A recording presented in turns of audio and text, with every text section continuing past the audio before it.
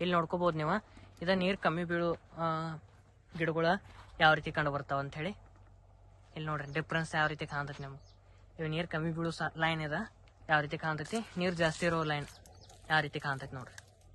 ಇಲ್ಲಿ ನೀರು ಜಾಸ್ತಿ ಆಗಿ ಬೀಳತ್ತಾವ. ಇಲ್ಲಿ ನಿಮ್ಗೆ ಡಿಫ್ರೆನ್ಸ್ ಗೊತ್ತಾಗತ್ತೆ ಗಿಡ ಸ್ಟ್ರೆಸ್ ಒಳಗೆ ಐತಿ ಇಲ್ಲ ಅಂತ ಹೇಳಿ. ಇಲ್ಲಿ ನೋಡ್ರಿ ಡಿಫ್ರೆನ್ಸ್ ನೋಡ್ರಿ ಇಲ್ಲಿ ಎಷ್ಟು ಚೇಂಜಸ್ ಐತಿ. ಕಡ್ಡಿ ಯಾವ ರೀತಿ ಆಗ್ಯಾವ ಅದಕ್ಕೆ ಮತ್ತು ಇದಕ್ಕೆ ಯಾವ ರೀತಿ ಆಗ್ಯಾವ. ನೀರು ಭಾಳ ಮಹತ್ವ ಆತೈತಿ ಹಂತದೊಳಗೆ. ಹೀಟ್ ಜಾಸ್ತಿ ಆಗಿತ್ತಾರ ಮನುಷ್ಯನಿಗೆ ಯಾವ ರೀತಿ ನೀರು ಬೇಕಲ್ಲ ಅದೇ ರೀತಿ ಗಿಡಕ್ಕೂ ಕೂಡ ನೀರು ಬೇಕಾಗ್ತೈತಿ ಈ ಹಂತದೊಳಗೆ. ಇವಾಗ ನಾವು ಸಬ್ಗಿನ ಬಗ್ಗೆ ಮಾತಾಡಿದ್ವಿ ಅಂದ್ರೆ ಕೆಲವೊಂದಿಷ್ಟು ರೈತರು ಆ ರೀತಿ ಮಾಡ್ಕೊಂಡಿರ್ತಾರೆ. 6 ಮತ್ತು 9 6 ಎಲಿಗೆ ಮಾಡ್ಕೊಂಡು ಆಮೇಲೆ ಬೆಳೆ ಹೊಡೆದಿರ್ತಾರೆ. ಅವ್ರಿಗೆ ಗೊನೆ ಜಾಸ್ತಿಯಾಗಿ ಕಂಡು ಬಂದಿರ್ತಾವೆ.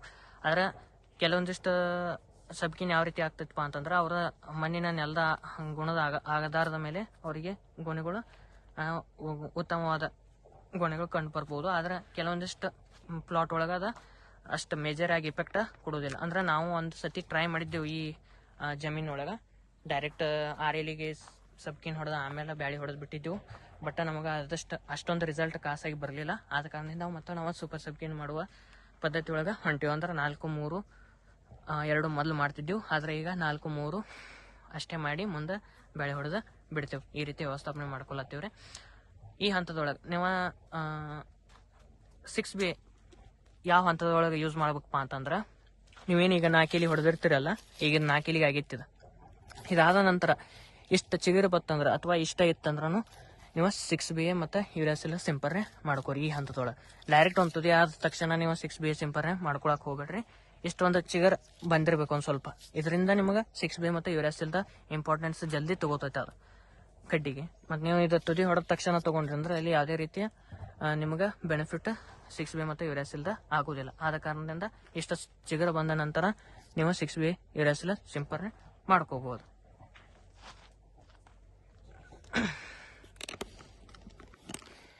ಈ ಹಂತದೊಳಗೆ ಬುರಿ ವ್ಯವಸ್ಥಾಪನೆಗಾಗಿ ನಾವು ಯಾವ ಸಿಂಪರಣೆ ಮಾಡ್ಕೋಬೇಕಪ್ಪ ಅಂತಂದ್ರೆ ನೀವು ಅಕ್ರೋಸಿಯೋ ಎಕರೆಗೆ 100 ml ಸಿಂಪರಣೆ ಮಾಡ್ಕೋರಿ. ಇದರಿಂದ ನಿಮಗೆ ಬುರಿ ಕಂಟ್ರೋಲ್ ಆಗಕ್ಕೆ ಅನುಕೂಲ ಆಗ್ತೈತಿ. ಮತ್ತು ಈ ಹಂತದೊಳಗೆ ಏನು ಮಾಡಿರಿ ಕೊಂಬಿ ಮತ್ತು ಅಲಗಾಮಿರ್ಚಿ ಸಿಂಪರಣೆ ಮಾಡ್ಕೋರಿ. ಬಿಸಿಲಿನ ಹೀಟ್ ಜಾಸ್ತಿ ಆಗೈತಿ. ಆದ ಕಾರಣದಿಂದ ನೀರು 200 ಲೀಟರ್, ಕೊಂಬಿ 200 ಗ್ರಾಮ್ ಪ್ಲಸ್ ಅಲಗಾಮಿರ್ಚಿ 500 milli plus magnesium sulphate 500 gram ಈ ರೀತಿ ಸಿಂಪರಣೆ ಮಾಡ್ಕೋರಿ. ಇದಾದ ನಂತರ ಗರ್ಭಿಗಾಗಿ ಏನು ಮಾಡ್ಕೋರಿ, ನೀರು 200 litre, fruitful 500 milli plus 0.52-34 500 gram ಈ ರೀತಿ ಸಿಂಪರಣೆ ಮಾಡ್ಕೋರಿ. ಇದರಿಂದ ನಿಮಗೆ ಗರ್ಭಧಾರಣೆ ಒಳ್ಳೇದಾಗಕ್ಕೆ ಅನುಕೂಲ ಆಗ್ತೈತಿ. ಒಂದು ತುದಿ ಆದ ನಂತರ ಅದು ಸಬ್ಕಿಂದ ಏನು ನೀವು 3 ಎಲೆ ಬರ್ತಾವಲ್ಲ, ಅದಾದ ನಂತರ ಏನು 6B ಯೂರಿಯಾಸಿಲ್ ಸಿಂಪರಣೆ ಮಾಡ್ಕೋತೀರಿ. ಅದಾದ್ಮೇಲೆ ನೀವು ಈ ಸಿಂಪರಣೆ ಮಾಡ್ಕೋಬೋದು.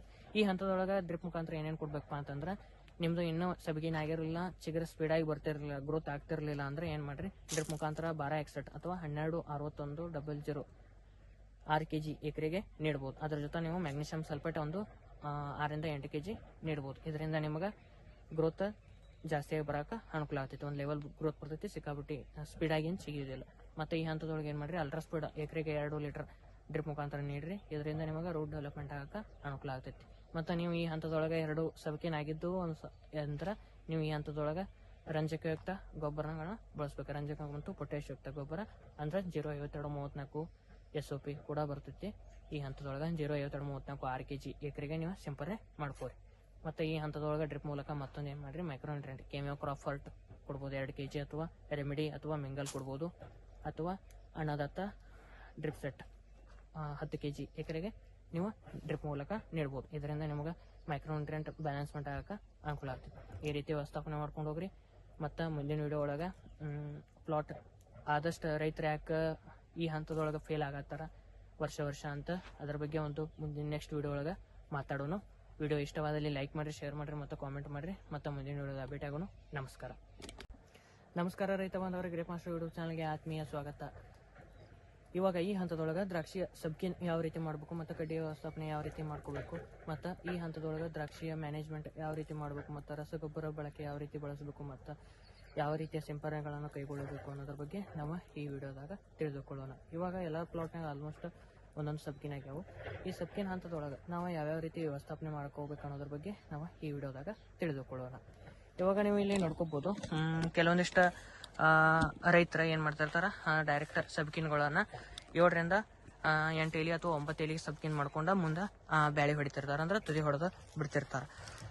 ಅದು ಕೆಲವೊಂದು ರೈತರಿಗೆ ರಿಸಲ್ಟ್ ಬರ್ತೈತಿ, ಆದ್ರೆ ಕೆಲವೊಂದಿಷ್ಟು ರೈತರಿಗೆ ರಿಸಲ್ಟ್ ಬರ್ತಿರಲ್ಲ.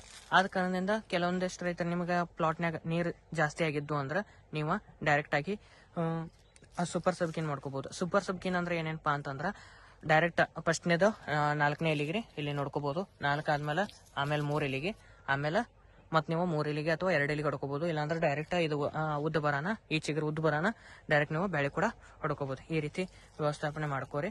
ಮತ್ತೆ ಈ ಹಂತದೊಳಗೆ ನೀವೇನ್ ಮಾಡ್ರಿ, ನೀವು ಈ 2 ತುದಿಗಳಾಗಿದ್ವು ಅಂದ್ರೆ ನಿಮ್ಮ ಈಗ ನೋಡ್ಕೋಬಹುದು, ಈ ಪ್ಲಾಟ್ನಾಗ 2 ತುದಿಗಳು ಆಗ್ಯಾವ ಕೆಲವೊಂದಿಷ್ಟ ಕಡ್ಡಿಗಳ. ಆದ್ರೆ ಕೆಲವೊಂದಿಷ್ಟು ಏನಾಗಿರ್ತೈತಿ ಹಿಂದ ಮುಂದೆ ಇರ್ತಾವ. ಹಿಂದ ಮುಂದೆ ಇರೋದ್ರಿಂದ ಏನು ಸಮಸ್ಯೆ ಇಲ್ಲ. ಆದ್ರೆ ನಿಮ್ಮ ಪ್ಲಾಟ್ನಾಗ ಹಿಂದ ಮುಂದೆ ಇದ್ದು ಅಂದ್ರೆ ಒಂದಿಟ್ಟು ಯಾವ ಬಂದಿರ್ತಾವ ಹೊಡ್ಕೋರಿ. ಆಮೇಲೆ ಮತ್ತೆ ಬಂದಿದ್ದು ಲೇಟ್ ಮಾಡಿ ಹೊಡ್ಕೋಬಹುದು.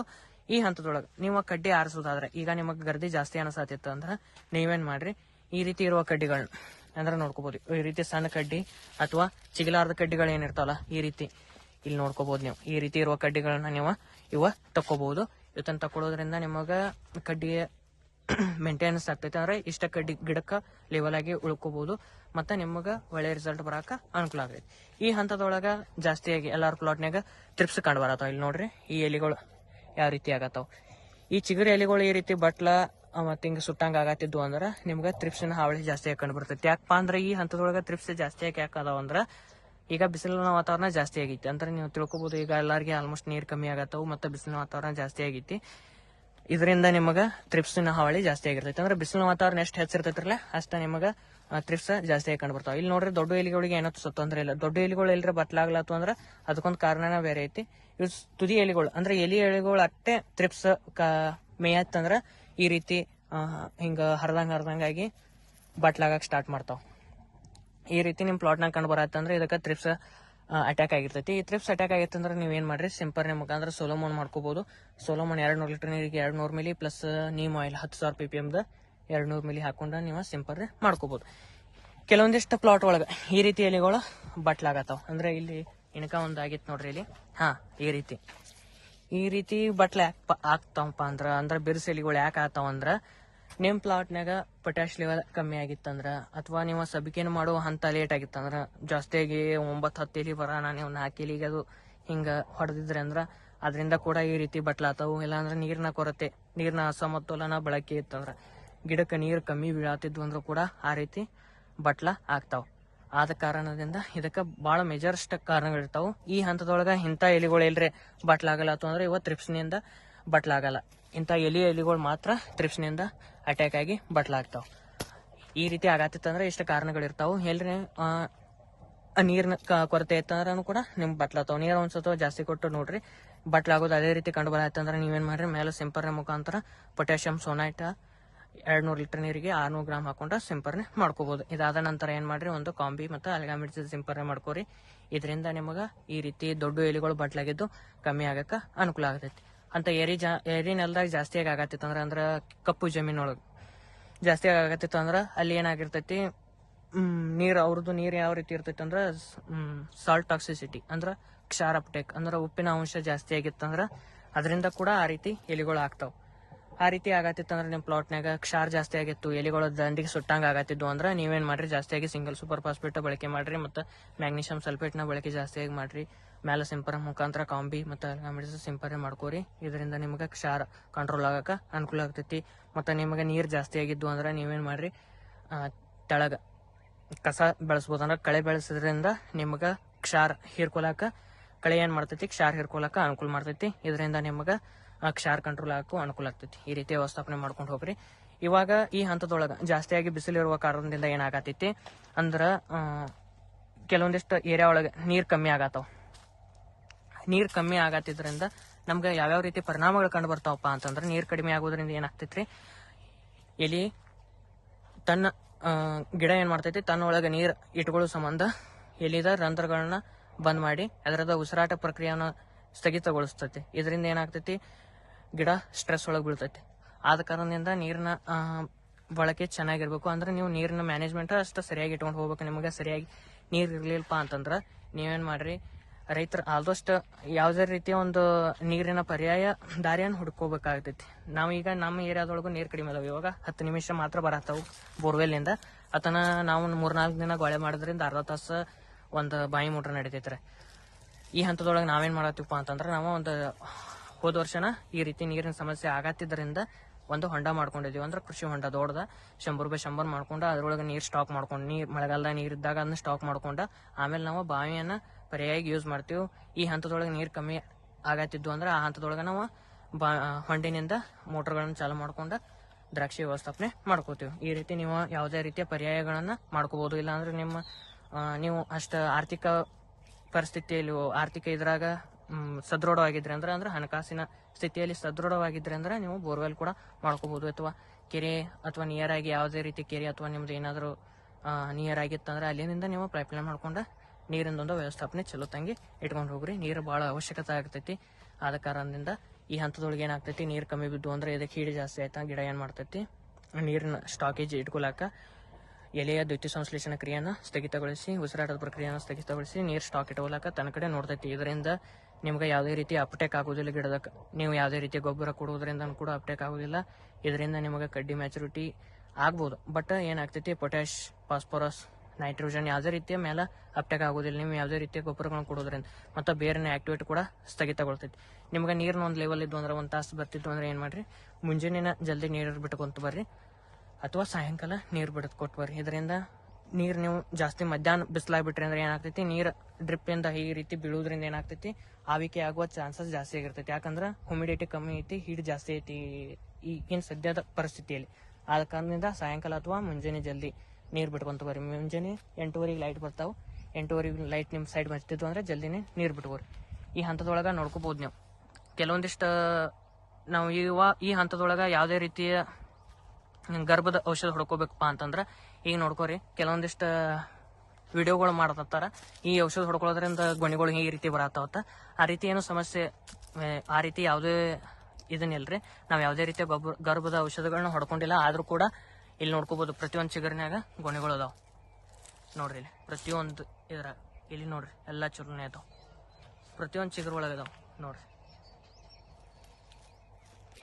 ನಾವು ಯಾವುದೇ ರೀತಿ ಗರ್ಭದ ಔಷಧ ಹೊಡೆದಿಲ್ಲ, ಆದ್ರೂ ಕೂಡ ನಮ್ಮ ಪ್ಲಾಟ್ನಾಗ ಈ ರೀತಿ ಪ್ರತಿಯೊಂದು ಚಿಗುರಿನಾಗ ಗೊನೆಗಳು ಅದಾವ. ಇದು ಯಾವ ಹಂತದೊಳಗೆ ಈ ರೀತಿ ಆಗ್ತೈತಿಪ್ಪ ಅಂತಂದ್ರೆ ನಿಮ್ದು ಪ್ಲಾಟಿನ ವ್ಯವಸ್ಥಾಪನೆ ಯಾವ ರೀತಿ ಇರ್ತೈತಿ ಅದ್ರ ಮೇಲೆ ಡಿಪೆಂಡ್ ಆಗ್ತೈತಿ. ಇಲ್ಲಿ ನೋಡ್ರಿ ಪ್ರತಿಯೊಂದು ಚಿಗುರಿನಾಗ ಗೊನೆಗಳು ಅದಾವ.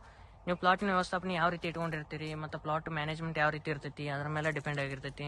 ನೀವು ಯಾವ ರೀತಿ ಮೈಕ್ರೋನ್ಯೂಟ್ರಿಯೆಂಟ್ಗಳನ್ನ ಕೊಡ್ತೀರಿ, ಯಾವ ರೀತಿ ಶೆಡ್ಯೂಲ್ಗಳು ಸಿಂಪರಣೆ ಮಾಡ್ಕೊತೀರಿ ಅದ್ರ ಮೇಲೆ ಡಿಪೆಂಡ್ ಆಗಿರ್ತೈತಿ. ನಾವು ಈ ಹಂತದೊಳಗೆ ಮೊದಲಿನಿಂದ ನಮ್ದು ಇದು ಇಟ್ಟು ಪ್ಲಾಟ್ ಗ್ರೀನಿಸ್ ಆಗಿ ಕಾಣಕ ಕಾರಣಗಳು ಏನಪ್ಪ ಅಂತಂದ್ರೆ ನಾವು ಟಿಲ್ಟ ಮತ್ತು ಕುಮಾನೆಲ್ದ ಸಿಂಪರಣೆ ಜಾಸ್ತಿಯಾಗಿ ಮಾಡ್ಕೊಂಡಿದ್ದೀವಿ. ಮೊದಲಿನ ಹಂತದೊಳಗೆ 1-2-3 ಸಿಂಪರಣೆಗಳು ಮಾಡ್ಕೊಂಡಿದ್ದೀವಿ. ಲಿಯೋಸಿನ್ ಸಿಂಪರಣೆ ಮಾಡ್ಕೊಂಡಿದ್ದೀವಿ ಮತ್ತು ಚೆಲೇಟೆಡ್ ಮ್ಯಾಗ್ನೀಷಿಯಂ, ಕ್ಯಾಲ್ಸಿಯಂ ಸಿಂಪರಣೆ ಕೂಡ ಮಾಡ್ಕೊಂಡಿದ್ದೀವಿ. ಹಿಂದಿನ ವಿಡಿಯೋ ಒಳಗೆ ಆಲ್ಮೋಸ್ಟ್ ಹೇಳಿದ್ನಿ. ಆ ರೀತಿ ಎಲ್ಲ ಸಿಂಪರಣೆ ಮಾಡ್ಕೊಂಡಿದ್ದೀವಿ. ಜಾಸ್ತಿಯಾಗಿ ಕಾಂಬಿ ಮತ್ತು ಅಲ್ಗಾಮಿಡಿದ ವೀಕ್ ಒಳಗೆ 1-2 ಸತಿ ಮಾಡ್ಕೊಂಡಿದ್ದೀವಿ. ಯಾಕಪ್ಪ ಅಂತಂದ್ರೆ ಈಗ ಹೀಟ್ ಜಾಸ್ತಿ ಆಗಿರೋದ್ರಿಂದ ದ್ಯುತಿ ಸಂಶ್ಲೇಷಣ ಕ್ರಿಯೆ ಹೆಚ್ಚಾಗಬೇಕು ಗಿಡದೊಳಗೆ. ಇದರಿಂದ ಏನಾಗ್ತೈತಿ, ದ್ಯುತಿ ಸಂಶ್ಲೇಷಣ ಕ್ರಿಯೆ ಅಂದ್ರೆ ಒಂದು ಗಿಡದ ಎಲೆಯ ಹಂತ ಏನಪ್ಪಾ ಅಂತಂದ್ರೆ ಆಹಾರದ ಒಂದು ಅಡುಗೆ ಮನೆ ಅದು. ಇದೇನ್ ಮಾಡ್ತೈತಪ್ಪ ಅಂತಂದ್ರೆ ದ್ಯುತಿ ಸಂಶ್ಲೇಷಣ ಕ್ರಿಯೆ ಅಂದ್ರೆ ಆಹಾರ ತಯಾರಿಕೆ ಮಾಡಿ ಗಿಡಕ್ಕೆ ಒದಗಿಸ್ತಿರ್ತೈತಿ. ಅಂದ್ರೆ ಗಿಡ ಹೆಲ್ದಿ ಆಗಿರ್ತೈತಿ. ನಿಮ್ಗೆ ಯಾವುದೇ ರೀತಿಯ ಅಡುಗೆ ಮಾಡೋದ ಊಟ ಸಿಗದೇ ಇದ್ರೆ ಯಾವ ರೀತಿ ನೀವು ವೀಕ್ ಆಗ್ತಿರ್ಲಿಲ್ಲ ಅದೇ ರೀತಿ ಗಿಡ ಕೂಡ ವೀಕ್ ಆಗೋ ಸಾಧ್ಯತೆ ಇರ್ತೈತಿ. ಆದ ಕಾರಣದಿಂದ ಕಾಂಬಿ ಅಂತ ಹೇಳಿ ಯಾರು ನೆಗ್ಲೆಕ್ಟ್ ಮಾಡಕ್ ಹೋಗ್ಬೇಡ್ರಿ. ಆದಷ್ಟು ಮೈಕ್ರೋನ್ಯೂಟ್ರಿಯೆಂಟ್ ಗಿಡಕ್ಕೆ ಯಾವ ರೀತಿ ಕೊಡ್ತಿರ್ಲಿ ಅದರಿಂದ ಗಿಡದ ದ್ಯುತಿ ಸಂಶ್ಲೇಷಣ ಕ್ರಿಯೆ ಹೆಚ್ಚಾಗಕ್ಕೆ ಅನುಕೂಲ ಆಗ್ತೈತಿ. ಮತ್ತು ಈ ಹಂತದೊಳಗೆ ಏನು ಮಾಡ್ತಾರೆ ರೈತರು ಜಾಸ್ತಿಯಾಗಿ ರೂಟ್ ಕಡೆ ಡೆವಲಪ್ಮೆಂಟ್ ರೂಟ್ ಕಡೆ ಜಾಸ್ತಿ ಇಂಪಾರ್ಟೆನ್ಸ್ ಕೊಡೋದಿಲ್ಲ. ಎಲ್ಲ ರೈತರು ಏನು ಮಾಡ್ತಾರೆ ಅಕ್ಟೋಬರ್ ಒಳಗೆ ಜಾಸ್ತಿಯಾಗಿ ಹೋಗಿ ಡೈರೆಕ್ಟ್ ಅಲ್ಲೇ ಫಾಸ್ಫರಿಕ್ ಆಸಿಡ್ ರೂಟ್ ಆಗಿ ಕೊಡಕ್ಕೆ ಸ್ಟಾರ್ಟ್ ಮಾಡ್ತಾರೆ. ಈ ಹಂತದೊಳಗೆ ಜಾಸ್ತಿಯಾಗಿ ರೂಟ್ ಡೆವಲಪ್ಮೆಂಟ್ ಮಾಡ್ಕೋರಿ. ಇದರಿಂದ ನಿಮ್ಗೆ ಏನಾಗ್ತೈತಿ, ಅಕ್ಟೋಬರ್ ಒಳಗೆ ಜಾಸ್ತಿಯಾಗಿ ಕೊನೆಗಳು ಕಂಡು ಬರಕ್ಕೆ ಮತ್ತು ಕರಗೇ ಇರಲು ಹೆಲ್ಪ್ ಆಗಕ್ಕೆ ಅನುಕೂಲ ಆಗ್ತೈತಿ. ನೋಡ್ಕೋರಿ ಇಲ್ಲಿ ಪ್ರತಿಯೊಂದು ಚಿಗುರಿಗೆ ಗೊನೆಗಳು ಅದಾವ. ರೂಟ್ ಎಷ್ಟು ಡೆವಲಪ್ಮೆಂಟ್ ಮಾಡ್ತೀರಿ ಅದರಿಂದ ನಿಮಗೆ ಅಷ್ಟ ಅನುಕೂಲ ಆಗ್ತೈತಿ. ಇವಾಗ ನೀರಿನ ಕೊರತೆ ಇತ್ತಂದ್ರೆ ಯಾವ ರೀತಿ ನಿಮಗೆ ಪ್ಲಾಟ್ ಕಾಣ್ತೈತೆ ಅನ್ನೋದ್ರ ಬಗ್ಗೆ ನೋಡೋಣ.